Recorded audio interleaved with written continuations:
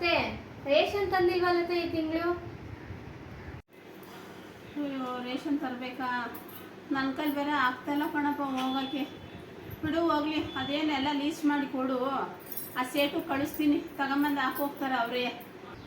ನಾನೇ ಹೋಗಿ ತಗೊಬರ್ತೀನತ್ತೆ. ಅವ್ರಿಗೇನು ಮತ್ತೆ ಫೋನ್ ಮಾಡಿ ಹೇಳ್ತೀರಾ ನೀವು? ನೀನು ತತ್ತೀಯ ಮನೆ ರೇಷನ್ನ?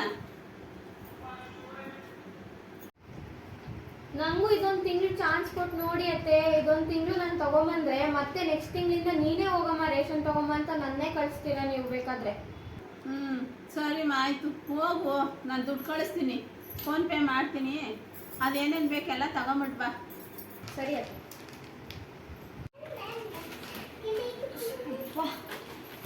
ನಮ್ಮ ರೇಷನ್ನ ಹ್ಞೂ ಅತ್ತೆ ತಗೊಬಂದೆ.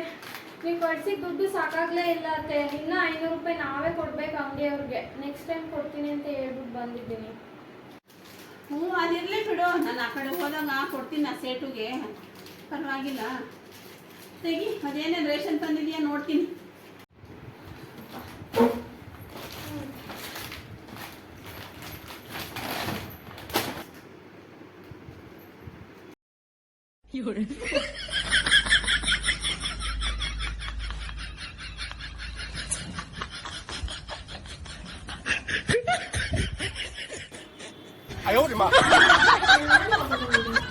ಅಯ್ಯೋ ದೇವ್ರೇ, ಗೊತ್ತಿದ್ದು ನಾನ್ ನಿನ್ನನ್ನ ಅಂಗಡಿ ಕಳ್ಸದ್ನಲ್ಲ, ಈ ತೀಟಿ ಕೋತಿ ತರ ಬರೀ ನುಂಗಲ್ಲೇ ತಂದಿಟ್ಟಿದ್ಯಲ್ಲ ನೀನು. ನಿಂದಲ್ಲ ಕಣೆ ತಪ್ಪು, ನಂದು. ನಾನ್ ಮಾಡಿದ ತಪ್ಪು ಇದು. ನಿನ್ ಸೊಸೆನು ಹಿಂಗೇ ತತ್ತಾರ ರೇಷನ್ನ ಕಮೆಂಟ್ ಮಾಡಿ. ನನ್ನ ಸೊಸೆ ತಂದಿಟ್ಟಿದ್ದಾಳೆ ನೋಡಿ.